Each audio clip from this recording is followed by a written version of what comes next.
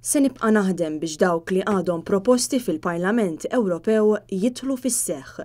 Saħqet dan Roberta Metsola, kandidata tal-Partit Nazzjonalista l-elezzjoni tal-Parlament Ewropew li diġà tokkupa l-kariga ta' membru parlamentari Ewropew wara li ġiet eletta din is-sena stess kif Simon Busuttil inħatar kap tal-Partit Nazzjonalista. Fl-ewwel ġimgħat tal-ħidma parlamentari tagħha fil-Parlament Ewropew, Roberta Metsola saret membru ta' kumitati li huma ta' relevanza importanti għal pajjiżna. Hekk kif ġejt eletta għamilt priorità ewlenija tiegħi l-Aġenda Malta. Isseħħibt f'dawk il-kumitati li huma rilevanti għal Malta li tkun membru biss mhuwiex importanti fih innifsu, iżda li tagħmel ħoss meta tkun membru tiegħu. Roberta Metsola sostniet li l-Gvern immexxi minn Joseph Muscat ħad deċiżjonijiet u daħal għal argumenti mal-Unjoni Ewropea li tapnu u telfu mir-rispett li Malta irnexxiela tigwadanja f'dawn l-aħħar snin. Il-Gvern immexxi mill-Prim Ministru Joseph Muscat għamel ċertu deċiżjonijiet hekk kif tela fil-Gvern li waslu biex tapnu ir-reputazzjoni ta' Malta fl-Unjoni Ewropea. Fil-Parlament Ewropew kien hemm numru ta' membri, inkluż il-President tal-Parlament Ewropew Martin Schulz, li wissew li Malta bħal kull stat membru ieħor trid tosserva l-liġijiet internazzjonali u l-liġijiet Ewropej.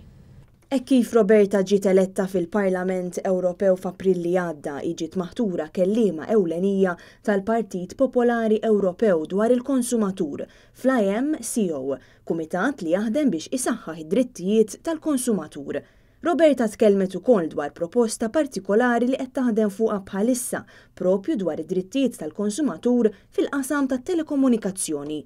Il-ġimgħa l-oħra ħarġet proposta ġdida tal-Kummissjoni Ewropea li jien ser nkun qed naħdem fuqha li għandha lan li tnaqqas jew blan li għandha lan li sas-sena 2016 il-tariffi tar-roaming jisparixxu għal kollox.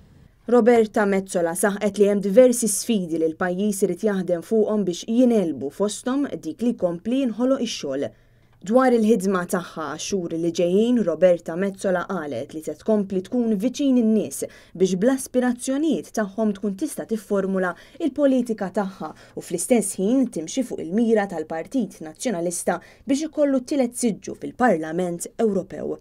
Dan huwa l-pjan li jien għandi għal dawn ix-xhur li ġejjin li nżomm kuntatt kontinwu li nisma' iċ-ċittadini Maltin u Lawċin xi jridu mir-rappreżentanti tagħhom ħalli jiena nkun nista' nkun jekk Alla jrid rappreżentanta denja tagħhom għal ħames li ġejjin.